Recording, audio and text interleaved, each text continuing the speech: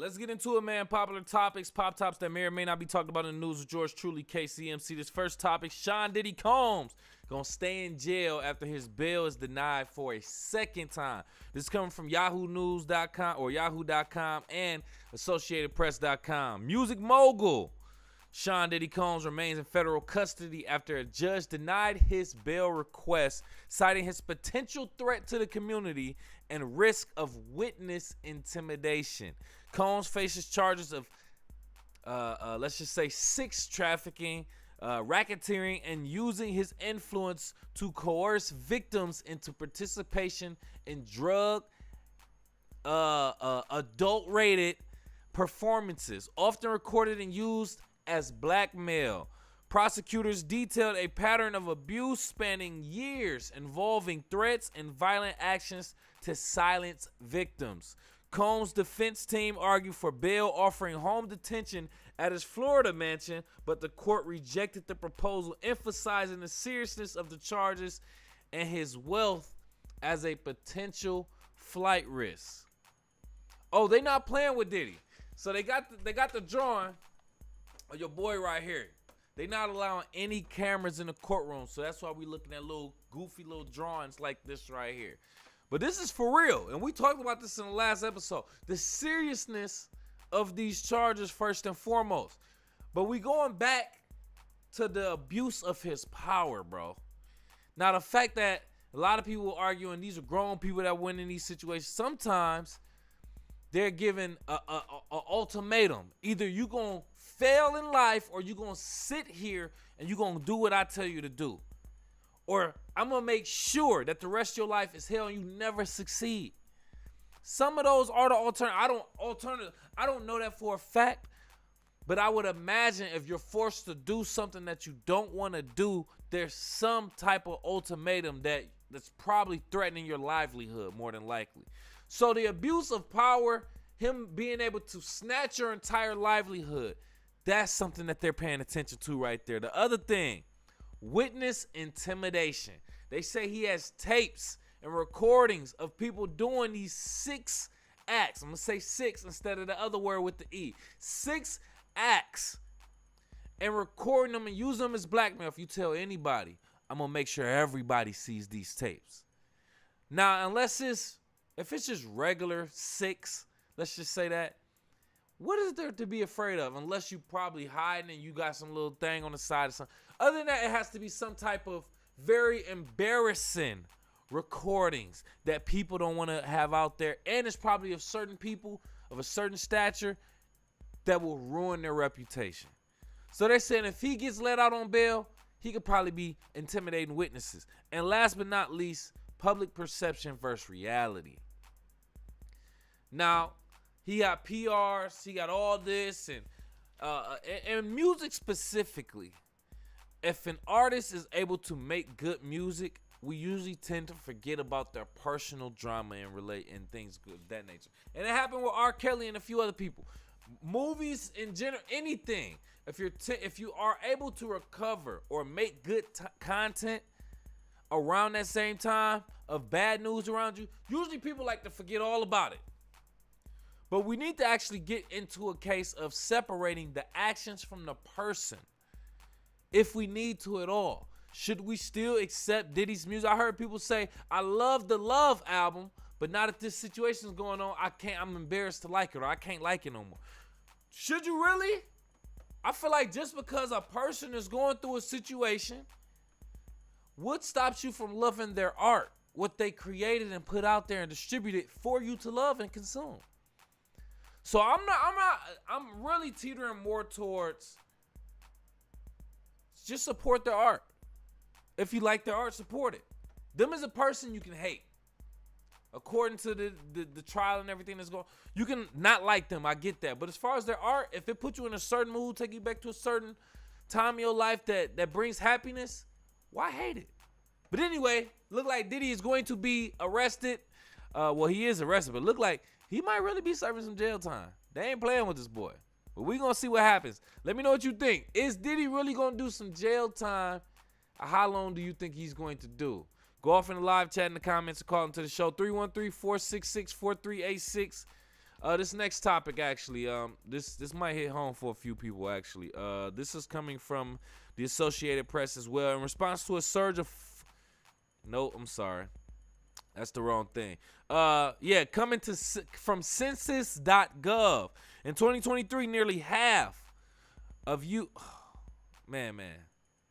Okay, I got the wrong thing up. All right, give me a second. I'm gonna put this up right here. I got the wrong. All right, here we go.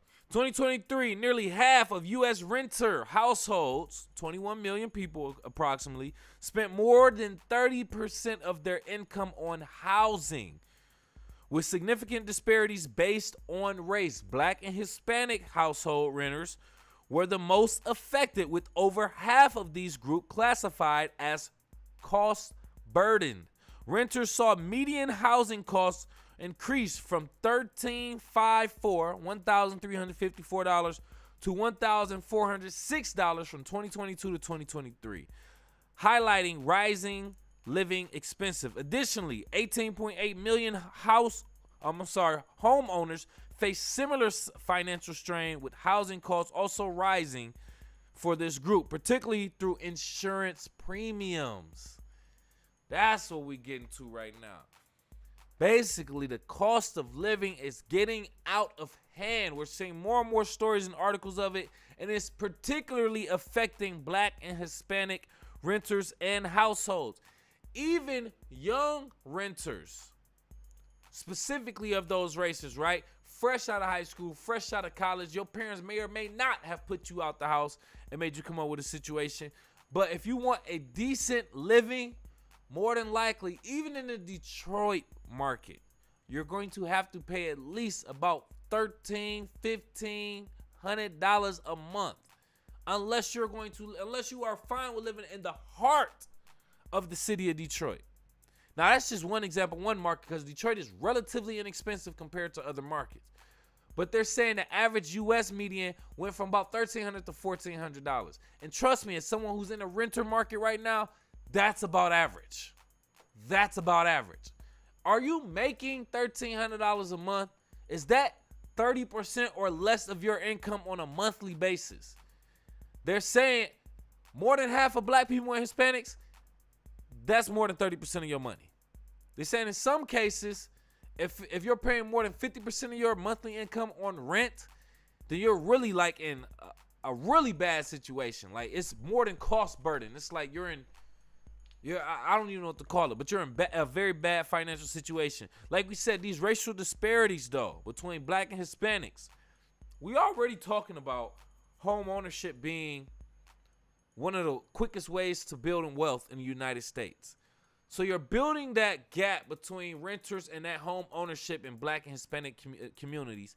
We are already behind historically with slavery and even people from the generation after slavery not necessarily getting the wealth that they really deserve for building this country, but the wealth from the slave owners being passed down generation to generation. We're looking at a lopsided playing field, and this doesn't make it any better. This is just saying what's going on in the market.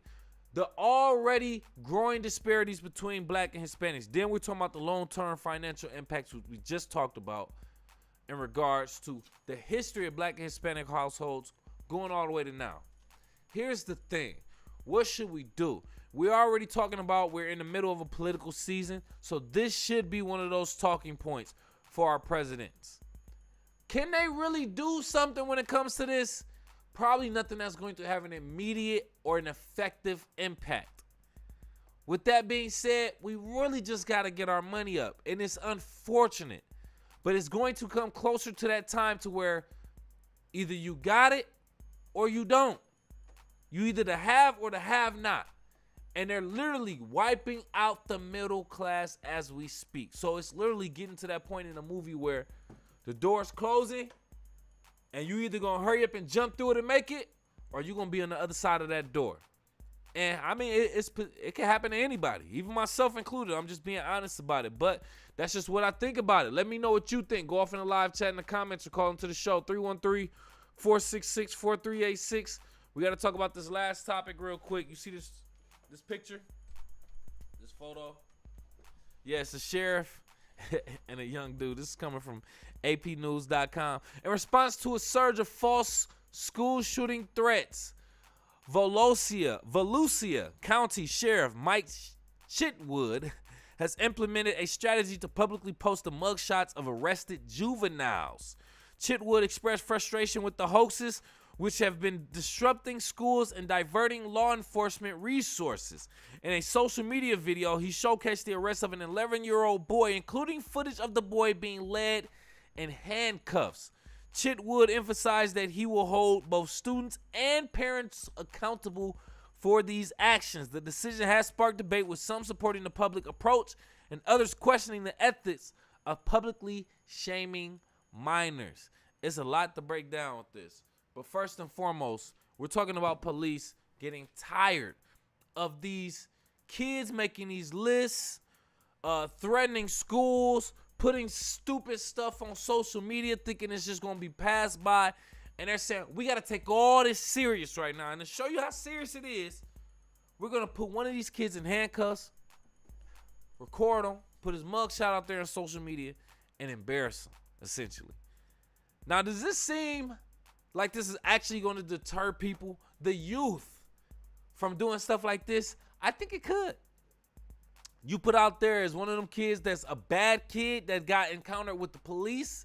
And I'm so happy it wasn't a little black boy. Oh, I'm so happy it wasn't a black boy. It's unfortunate it happened to a boy in general. We'll get into the parents' case. But with this, I think this could be a good idea. This could be a good idea. If your kid is on some goofy stuff, threatening up the school, even posting and showing weapons or all that stuff, which I believe they said he did, yeah, it's about time you get that real lesson. The other thing about this is the parent's responsibility. That's always a tricky conversation with this. Should the parents be held responsible for this like this? The question is, how did he get access to a gun? Are you talking to your kid about what they're doing? Are you watching it and monitoring their social media activity? If you are not doing this, you're admitting I'm not doing this, or you are doing it and you're just letting it go by, you should be held accountable. But if you are watching and maybe your kid is finding loopholes to express themselves or do certain stuff like this that you're not necessarily even privy to, going on the dark web, creating spam accounts that you didn't know, that's something different. But I think we need to pay close attention. Are parents really paying attention to their kids? If not, yes, be held completely responsible for this. And then let's talk about the fact that the police could be doing something better with their time, bro. Do I want my police in the city of Detroit, or anywhere for that matter, to be arresting kids for social media threats that aren't really serious, but we should take them serious? Do I want you to be spending time not only arresting these kids, but recording them and posting on social media? Hell no. That's not what our tax dollars are for. Y'all play too much. Y'all really need to be focusing on, pull up to the parent, or matter of fact, give the parents a phone call. Or bring the parents up there and do that to them. But if this ain't no serious crime, why are we arresting kids, man? Why are we arresting kids? Nah, yeah, it's a serious situation, but it ain't a serious crime. He ain't committed a crime per se, not an actual action. Yeah, we want to deter it, but I don't think we should be draining law enforcement resources and tax dollar money just to set an example for a deterrent. We need to find better ways for that. I'm not mad at this, but we need to find better ways at that. That's just what I think. Let me know what you think. Go off in the live chat in the comments. Call into the show. 313-466-4386. I think that might be all I got for you. But thinking out loud real quick. As a black person, I got to say this. I always get shocked and surprised when I see another black person somewhere where I feel like black people don't be. Perfect example. Yesterday, I flew to Traverse City, Michigan with the owner of the company I work for.